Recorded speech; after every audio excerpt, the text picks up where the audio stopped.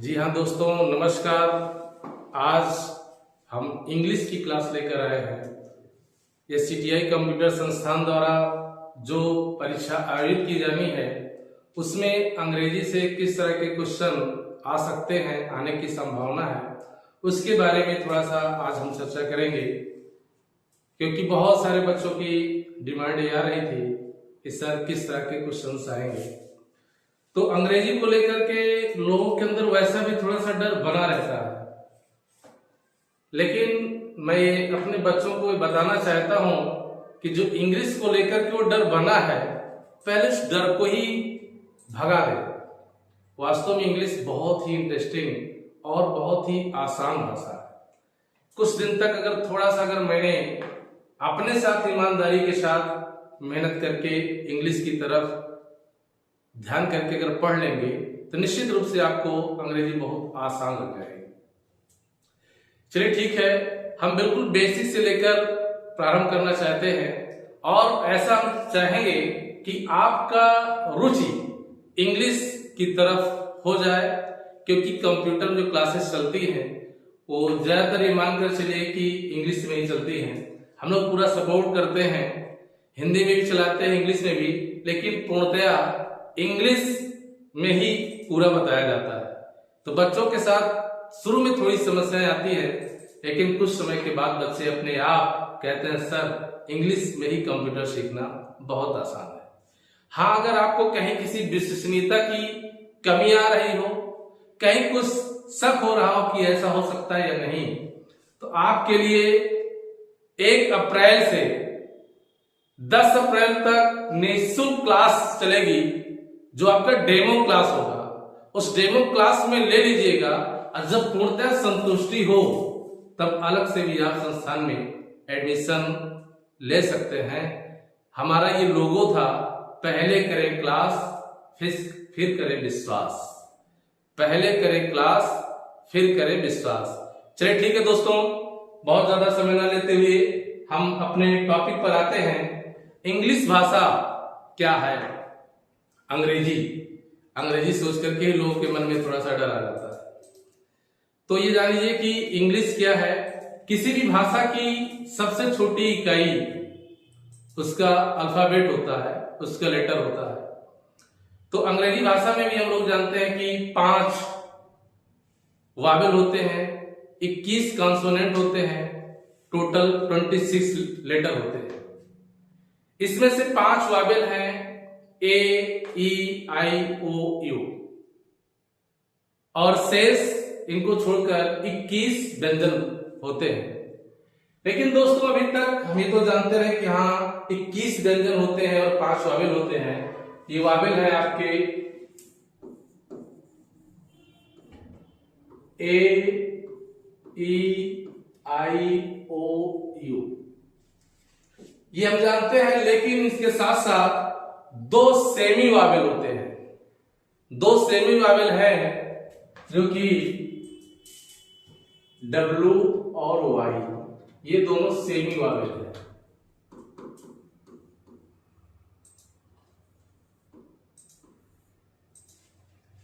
अर्थात ये कहीं वावेल के रूप में प्रयोग आते हैं, कहीं कॉन्सोनेंट के रूप में आते हैं। अब एक प्रश्न और उठता है कि आखिर वावेल क्या है, स्वर क्या है? स्वर जान लीजिए आप लोग कि स्वर गॉड गिफ्टेड साउंड है। जब बच्चा इस धरती पर अवतरित होता है उस समय जो उसकी आवाज आती है वो वावेल ही साउंड होती है। आप अनुभव करके देखिएगा। फिर उसी साउंड में हम लोग भी बच्चे से बात करते हैं, उसको समझाने का प्रयास करते हैं। कल्पना कीजिए बच्चा कैसा रोता है, ए, ओ, यू, ये सारे जो है आपके साउंड जो है वावेल है और एक गॉड गिफ्टेड है। आप ये भी जानते होंगे कि कोई भी व्यंजन हिंदी का उसका बिना स्वर की सहायता से नहीं बोले जा सकते हैं। छोटा आ सब में लगा रहता है, तो ये जो आपका स्वर है ये गॉड गिफ्टेड है और बच्चा इसको पहले से जानता है, इसी आवाज में बोलता है, रोता है, कुछ भी करता है, जो भी साउंड निकालता है बच्चा वो वावेल साउंड निकालता है। चलिए ठीक है, तो 5 वावेल है अंग्रेजी में, ए, ई, आई, ओ, यू, और सेमी वावेल है डब्ल्यू और वाई। अब यहां पर ये भी आपके पास समस्या है कि कैसे हम जाने कि ये सेमी वावेल है, प्रूव भी करना होगा। तो जान लीजिए थोड़ा सा, अभी जान लीजिए, फिर आगे हम चर्चा करेंगे।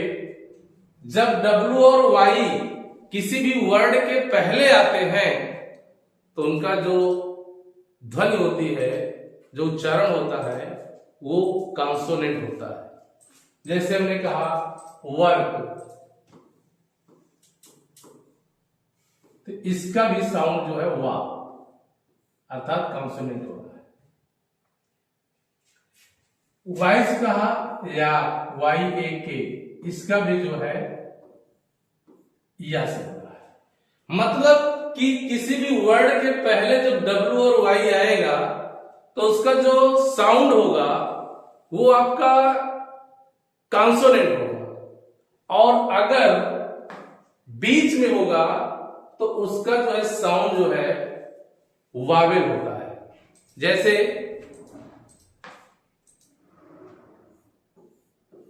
PLAY,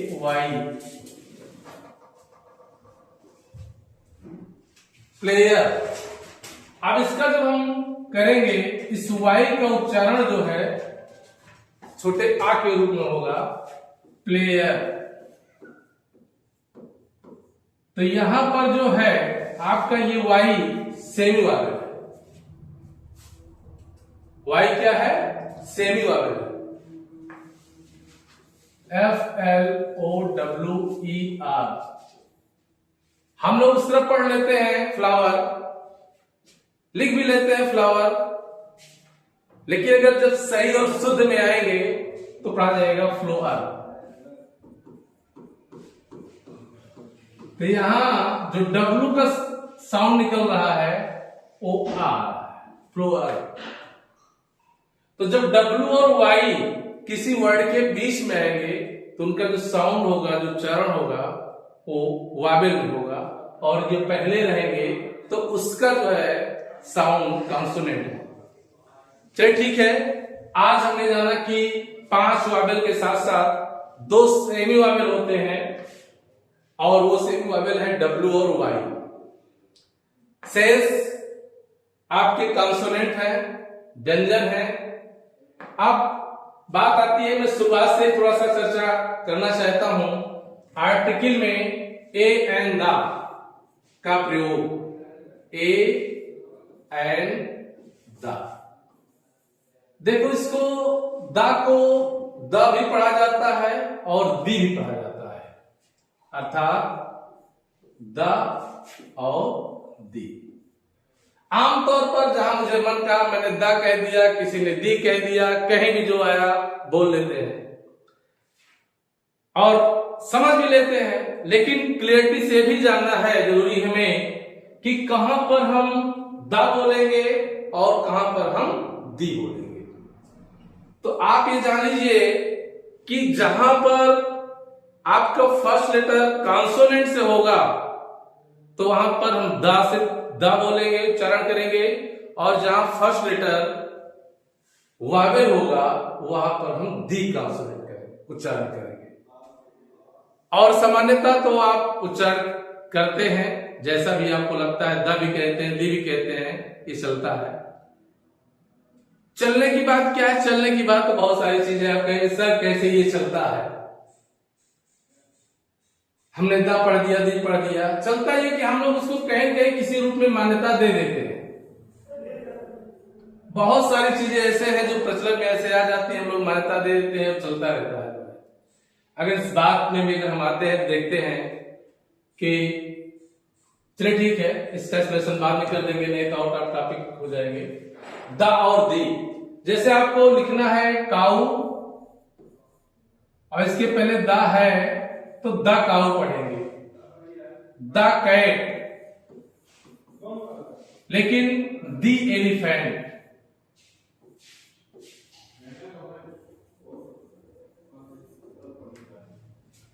अगर दा लगाना है तो अगर यहाँ दा लगा हुआ है तो दी पर आ जाएगा, दी एलिफेंट। मतलब आपका फर्स्ट लेटर अगर वावेल से है तो वहां पे दी पढ़ना चाहिए, और कॉन्सोनेंट से है तो वहां पर मुझे दा पढ़ना चाहिए। चलिए ठीक है, तो ए एंड दा ये आर्टिकल है और शुरुआत है, सबसे बेसिक है। बहुत सारे बच्चों ने ए एंड दा का प्रयोग पढ़ा भी होगा, लेकिन मैं चाहूंगा कि जो पढ़ा है उसमें से हो सकता है कुछ नई चीज आपको मिल जाए। चलिए ठीक है, इसको थोड़ा सा नोट कर लीजिए, उसके बाद हम देखते हैं और आगे।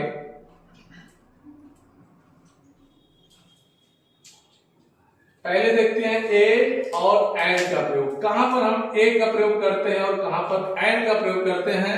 सामान्यतः हम सभी लोग जानते हैं कि अगर किसी भी वर्ड का first letter A E I U से प्रारंभ होता है तो वहां पर हम एंड का प्रयोग करते हैं, और कॉन्सोनेंट से प्रारंभ होता है तो वहां पर हम ए का प्रयोग करते हैं। ए एंड दा ये आर्टिकल है, ए एंड दा ये आर्टिकल है, और आर्टिकल जो है दो प्रकार के होते हैं, एक डिफिनिट आर्टिकल होता है और एक इनडिफिनिट आर्टिकल होता है।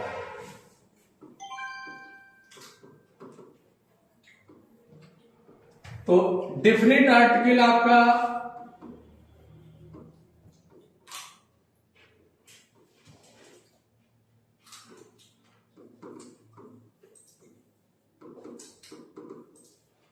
जो आपका डिफिनिट आर्टिकल है और एक इनडिफिनिट, डिफिनिट और इनडिफिनिट आर्टिकल। डिफिनिट आर्टिकल आपका दा होता है और इनडिफिनिट आर्टिकल आपका ए और एन होता है। अब कहीं कभी कभी की ये शक हो जाता है कि ए माने एक, एन माने एक, तो ये कैसे इनडिफिनिट है, कैसे निश्चित है। एक तो निश्चित है, हम आपका ये विचार जा सकता है, और नहीं गया है तो ले भी जाना चाहिए कि ऐसा क्या है। फिर जब आपका विचार उधर जाएगा, फिर बाद में आप जब प्रूव करेंगे तो आपका जब समझ जाएंगे तो आपका नॉलेज लंबे समय तक वो याद रहेगा कि हाँ क्या है। इनडिफिनिट का मतलब होता है अनिश्चित और डिफिनिट मतलब होता है निश्चित। दा का कोई अर्थ नहीं होता है, दा का कोई अर्थ नहीं होता है। ए और एंड का मतलब एक होता है या कोई होता है, लेकिन जब एक है तो कैसे ये इनडिफिनिट है, ये भी ज्यादा जरूरी है। और दा कैसे हमारा जो है निश्चित है, डिफिनिट कैसे है। चलिए इस पे भी हम करेंगे। जैसे दा कैसे करेंगे कि कैसे समझ में आए, बोध हो कि दा जो है हमारा डिफिनिट आर्टिकल है। तो this is the boy who came here yesterday.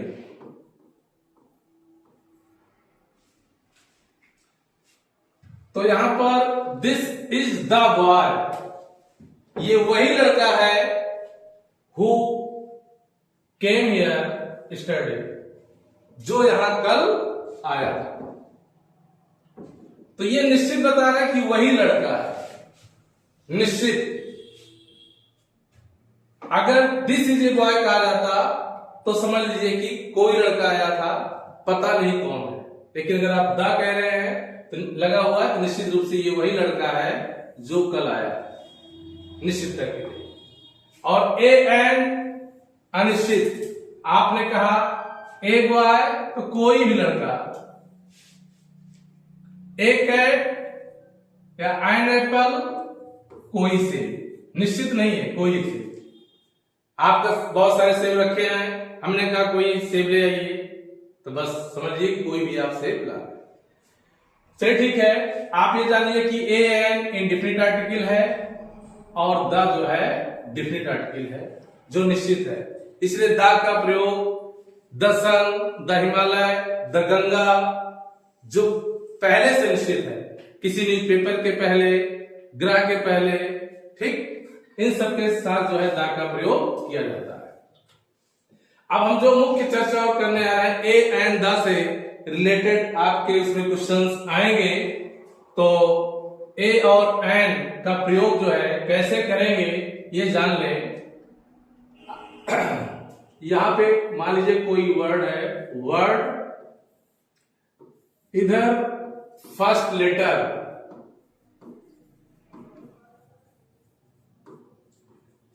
और इधर फर्स्ट साउंड।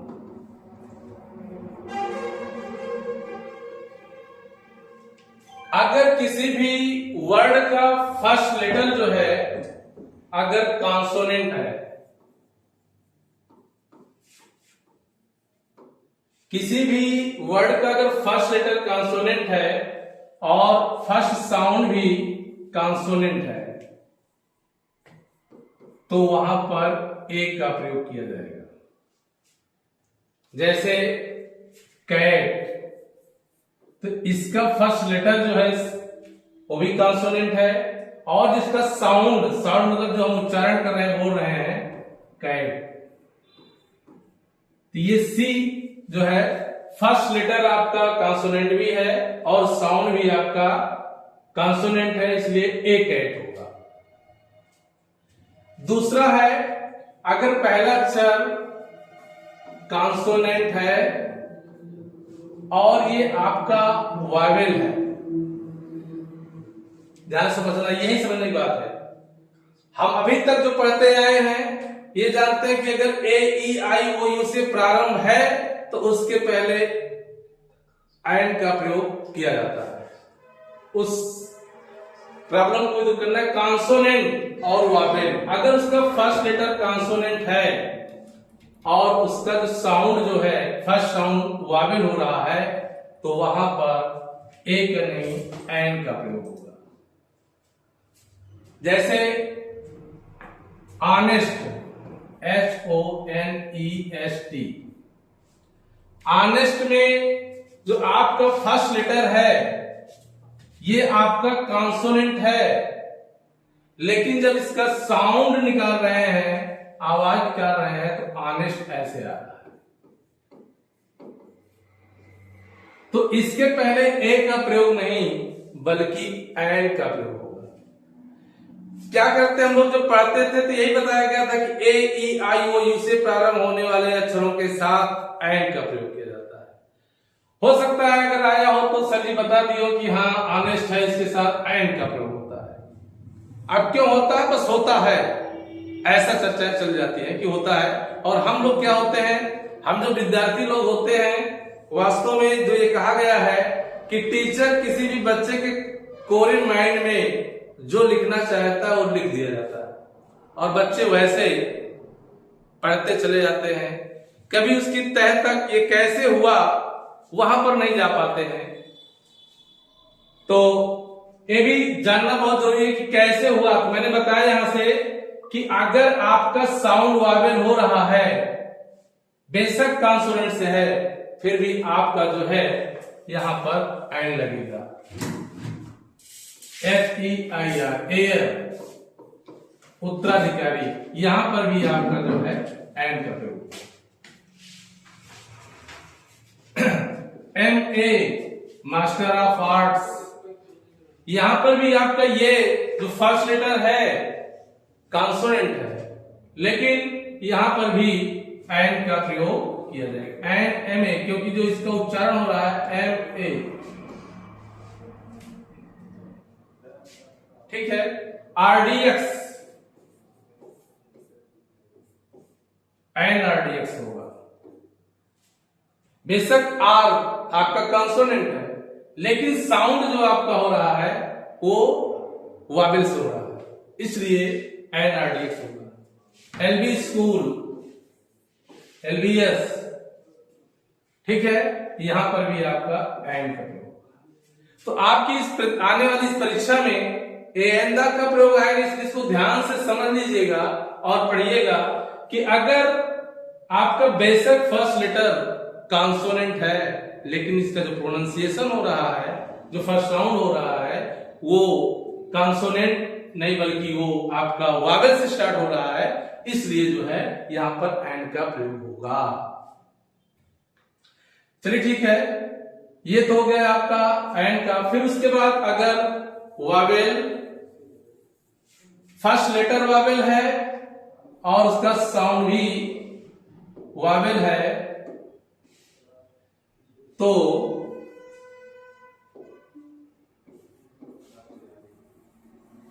आप उसके साथ एंड का प्रयोग करेंगे। जैसे an umbrella, an apple, an ink pot, ये तो आप पढ़े हैं, जो आप लोग पढ़े हैं जान रहे हैं मैक्सिमम ये है।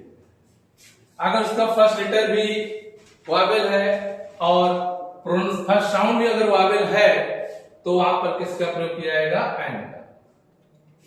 और अगला है वावेल, फर्स्ट लेटर अगर वावेल है और उसका फर्स्ट जो है साउंड जो है कॉन्सोनेंट है, बेशक पहला अक्षर वावेल है लेकिन अगर उसका प्रोनाउंसिएशन, उसका फर्स्ट साउंड कॉन्सोनेंट है तो वहां पर ए का प्रयोग किया जाएगा। जैसे यूनियन, यूनियन में एन यूनियन नहीं होगा, ए यूनियन होगा। यूनिवर्सिटी, इसके साथ बेशक यहां पर पहला अक्षर यू है लेकिन यहां पर जो है ए का प्रयोग होगा। क्यों होगा? इसलिए कि इसका जो साउंड है फर्स्ट साउंड वो जब उच्चारण किया जा रहा है तो कॉन्सोनेंट में है, यूनिवर्सिटी, इसलिए यहां पर ए का प्रयोग।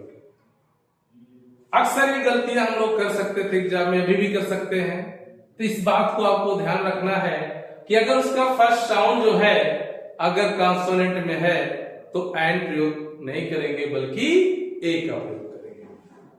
ठीक है, अब ये छोटा सा है, हालांकि ये बहुत डीपली भी है तो ये एंदा का प्रयोग, लेकिन निश्चित रूप से ये काफी पढ़ने का विषय है, इसमें हम गलतियां कर सकते हैं। अगर आपने ये पूरा ध्यान दिया है, आपको अगर ये बात पूरी समझ आई है तो आने वाली इस परीक्षा में 1 या 2 नंबर आपका फिक्स है, मान कर चलिए।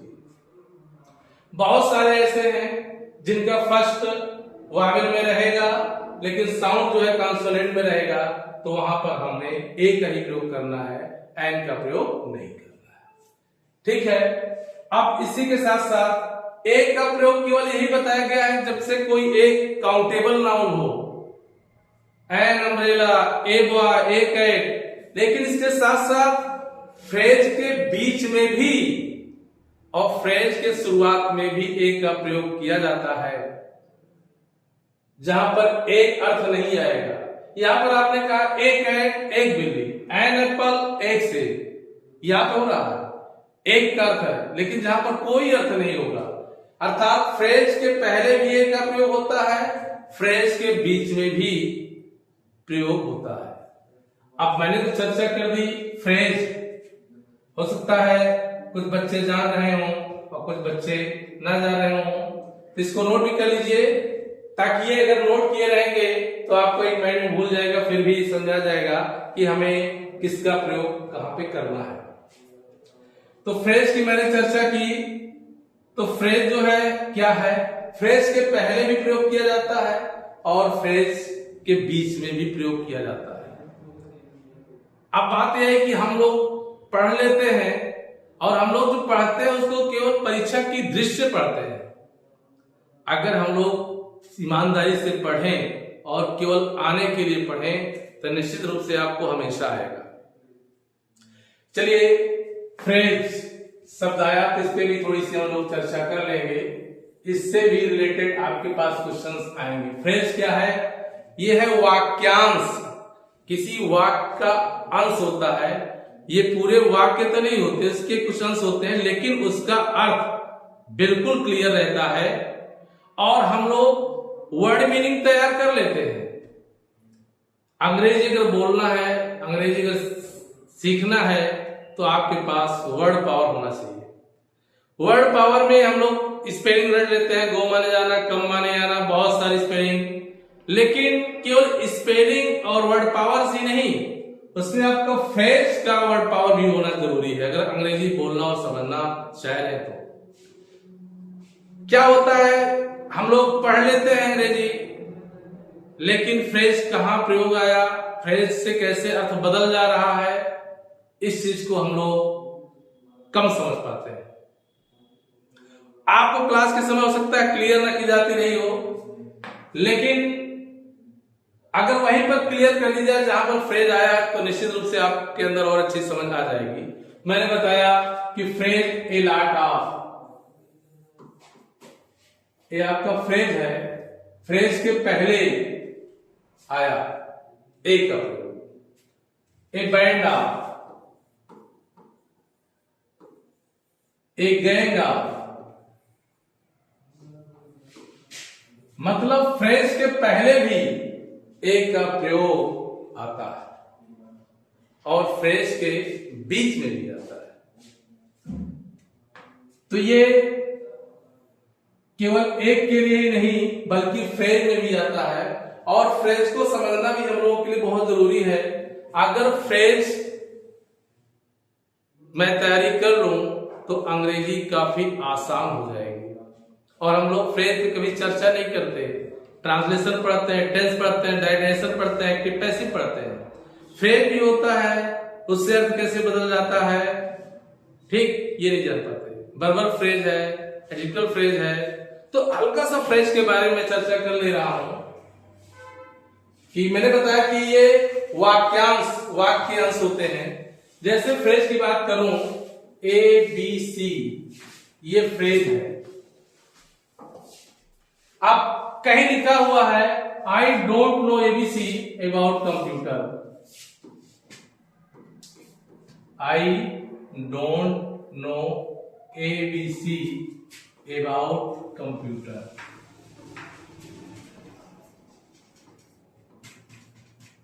तो हो सकता है हम लोग आइडिया लगा लें कि मैं कंप्यूटर के बारे में कुछ नहीं जानता हूं, जीरो, आइडिया लगा सकते हैं। अब ABC क्या है, यही फ्रेज। ABC का मतलब क्या है, हम लोग अक्सर बहुत सारी चीजों को बोल लेते हैं, कह लेते हैं, लेकिन उसके भाव तक, उसके वहां तक नहीं पहुंच पाते हैं, उसके अंतिम बिंदु तक की क्या है। हम लोग कहते हैं, कह रहे उनको इसकी ABCD भी नहीं आती है, हमको बताने चले हैं, आपको इसकी ABCD आती है, नहीं आती, तो कैसे बताओगे भाई। ABC का मतलब क्या, हम बोल भी रहे हैं, लेकिन ABC का मतलब क्या है भी जानना चाहिए। ABC का मतलब होता है प्रारंभिक ज्ञान, शुरुआती ज्ञान।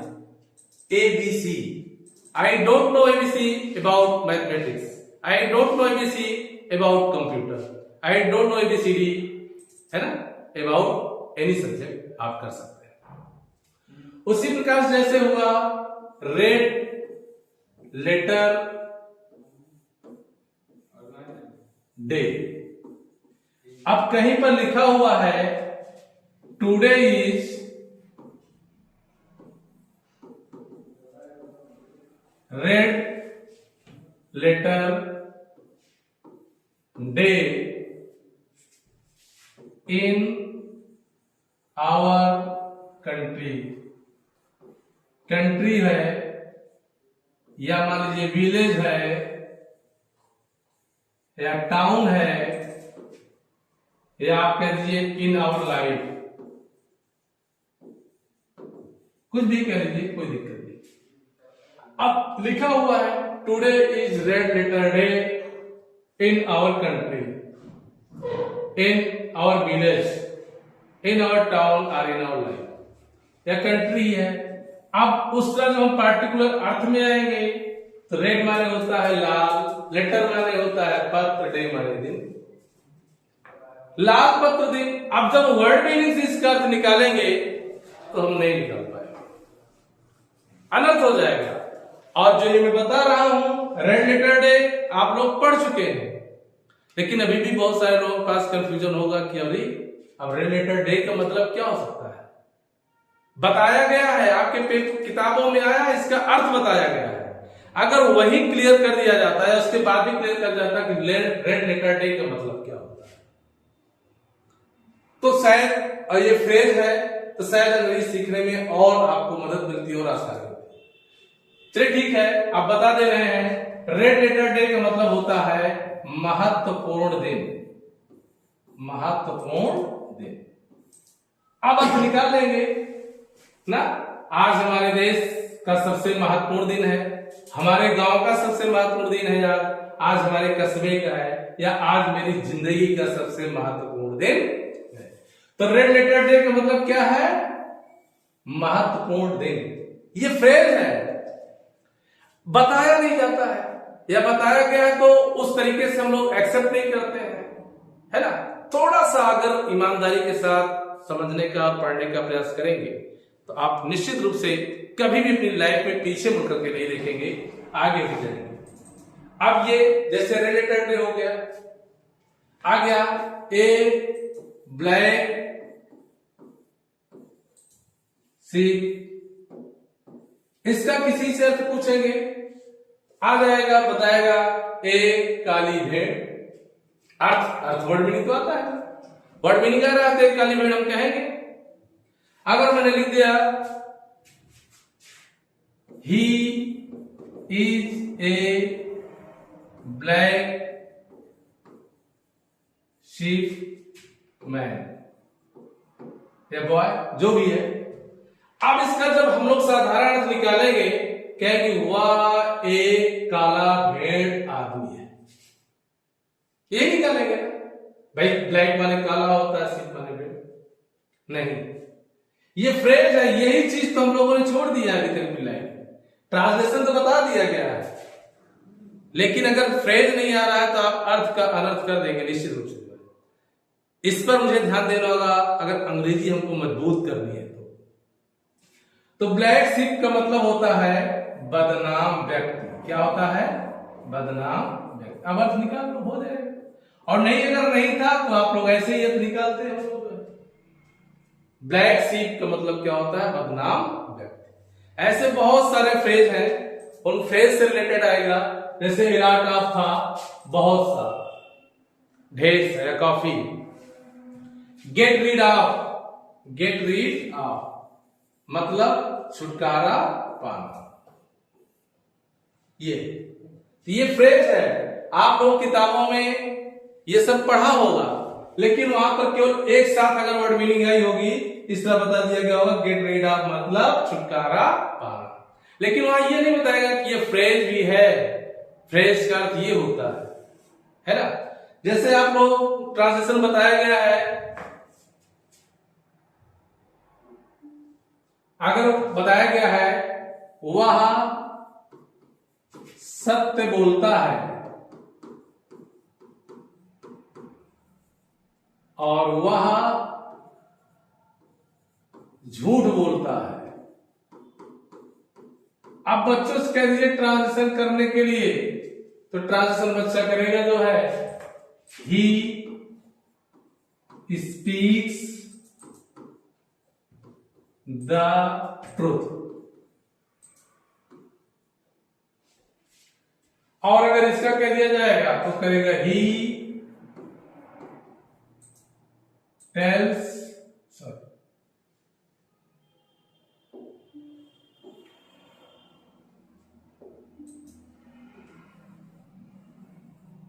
ए लाई, मतलब यहां टेल्स ए लाई, यहां स्पीक द ट्रूथ। अब बोलता यहां भी है, बोलता यहां भी है।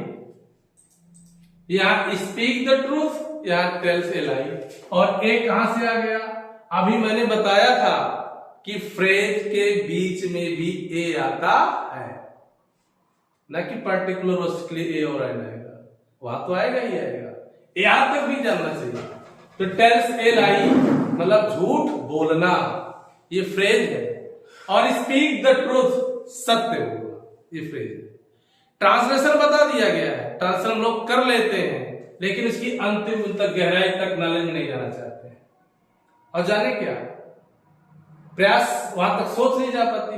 चलिए ठीक है, he speak the truth. Speak साथ ए नहीं लगा रहे हैं हम, यहां द लगा रहे हैं, है ना। और यहां पर ठेले लाई में ए लगा रहे हैं। तो ये जानिए फ्रेज के बीच में भी द का प्रयोग होता है। द निश्चितता के लिए प्रयोग किया जाता है। फिलहाल बहुत थोड़ा समय है, कम समय में ही बहुत सारी चीजों को लेकर चलना आसान नहीं है, लेकिन ये है कि हमारे संस्थान में इंग्लिश की भी क्लासेस चलाई जाएंगी जो आपको डीपली ग्रामर और बेहतर मजबूत, अलग से ज्यादा पढ़ने की जरूरत नहीं पड़ेगी। अगर आपने ईमानदारी के साथ क्लास में पूरा मनोयोग से पढ़ने का कोशिश किया तो आपकी 2 या 3 महीने काफी मजबूत, काफी अच्छी अंग्रेजी हो जाएगी और पकड़ आपकी बन जाएगी। चलिए ठीक है, तो ये जो है आपका क्या है, फ्रेज है। बहुत सारे फ्रेज हैं, ठीक, जो कि मुझे तैयार करना चाहिए, आना चाहिए मुझे जो है। जैसे आ गया bed of roses, bed of roses. अब बेड ऑफ रोजेस मतलब गुलाबों की सेज, आसान का, ये सब भी क्या है आपका फ्रेज है। चलिए ठीक है, आपकी इस परीक्षा में फ्रेज से भी रिलेटेड क्वेश्चंस आएंगे, ए एंड द से आएंगे, प्रीपोजिशन से भी क्वेश्चंस आएंगे। प्रीपोजिशन क्या है ना? प्रीपोजिशन वह है जो किसी नाउन का नाउन से, नाउन का प्रोनाउन से या प्रोनाउन का नाउन से संबंध बताता है, उसे प्रीपोजिशन कहते हैं। साधारण रूप से सामान्य अर्थ में जाने, मतलब प्रीपोजिशन समझसूचक वह शब्द है जो किसी नाउन का नाउन से, नाउन का प्रोनाउन से और प्रोनाउन का नाउन से संबंध बताए, तो उसे प्रीपोजिशन कहते हैं। तो प्रीपोजिशन में बहुत सारा है, जैसे इन है, इनटू है और आन है, अपान है, अंडर है ना, बहुत सारे हैं। इन सबसे भी रिलेटेड क्वेश्चंस आएंगे। इनका कहां प्रयोग किया जा रहा है, मिले एक विकल्प आपको, वहां पे इन का प्रयोग करना है, कि इनटू का, आन का, अपान का, अंडर का। तो ये सामान्यता रूप से जान लीजिए, इन का प्रयोग कहां पर किया जाता है, जैसे कोई चीज किसी के अंदर हो, कमरे में हो या किसी पात्र के अंदर हो, तो वहां पर हम लोग इन का प्रयोग करते हैं।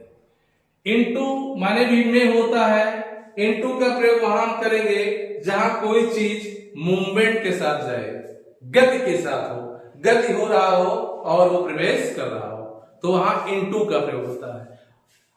और इन किसी के अंदर और स्थिर हो। आन का प्रयोग किसी के ऊपर है और स्थिर हो, जैसे कलम मेज पर है, तो वहां पर आपका आन का प्रयोग। सेंटेंस में दिया रहेगा, वहां पर आपको देखना है कि इन भरना है कि आन भरना है, अपान भरना है ना।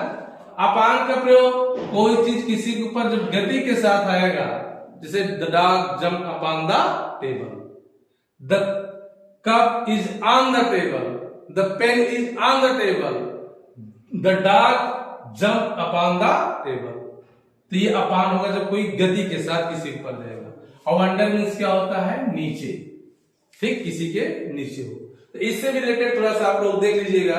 अब इस पर डीपली चर्चा करना टाइम थोड़ा ज्यादा हो जाएगा, इसलिए कर रहे हैं। उसके अलावा आपको जेंडर से भी क्वेश्चन आएंगे, मैस्कुलिन जेंडर, फेमिनिन जेंडर, और वाक्य में त्रुटियों से भी रिलेटेड आएंगे। कोई सेंटेंस दिया रहेगा, जैसे she is a handsome girl, इसमें क्या त्रुटि है ना, क्या सही वर्ड आएगा, ये करना है। पार्टीशन भी ऐसे कर किया जाएगा कि पहले भाग में किस भाग में गलती है, या इसमें क्या सही होना चाहिए, ये चीज भी आपको आएगा। जेंडर से भी रिलेटेड आएगा। अब जैसे यहां पर जो है एरर कहां पे है, किस भाग में है, यहां पर है, हैंडसम नहीं होगा, यहां पर ब्यूटीफुल होना चाहिए, ठीक। जेंडर चेंज करने के लिए आएगा मैस्कुलिन से फेमिनिन में, फेमिनिन जेंडर से मैस्कुलिन जेंडर में, सिंगुलर नाउन को प्लूरल नाउन में, प्लूरल नाउन को सिंगुलर नाउन में चेंज करने के लिए भी आएगा, ठीक है। तो बहुत सारे रूल्स हैं जो कि इतने कम समय चर्चा करना वाजिब नहीं लगता। आप लोग अपने सिलेबस में देख लीजिएगा कि कैसे मैस्कुलिन और फेमिनिन जेंडर को चेंज कर रहे हैं, और कैसे हम जो है सिंगुलर नाउन और प्लूरल नाउन के चेंज कर रहे हैं। ई जो लगाकर ईएन लगा करके यस लगाकर ईएस लगा करके वाई को हटाकर आईएस लगाकर बहुत सारे रूल्स हैं। मेरा सुझाव है कि आप एक बार उस रूल्स को भी पढ़ लीजिएगा, निश्चित रूप से उससे रिलेटेड भी क्वेश्चंस आएंगे। वन वर्ड सब्स्टिट्यूशंस भी आ सकते हैं, सिनोनिम और एंटोनिम भी आएगा, लेकिन बहुत ज्यादा कठिन नहीं आएगा। अगर आपने पढ़ा है सामान्य रूप से तो निश्चित रूप से आपको उसमें से विलोम शब्द, पर्यायवाची, अंग्रेजी में सिनोनिम और एंटोनिम, वन वर्ड सब्स्टिट्यूशंस और प्रीपोजिशंस, ठीक, जेंडर से रिलेटेड, आर्टिकल से रिलेटेड 6-7 नंबर तक, अधिकतम 10 नंबर तक के क्वेश्चंस आपकी इंग्लिश से इस परीक्षा में आने वाले हैं। ठीक है दोस्तों, अब क्लास अपनी जो है ये फिनिश करता हूं।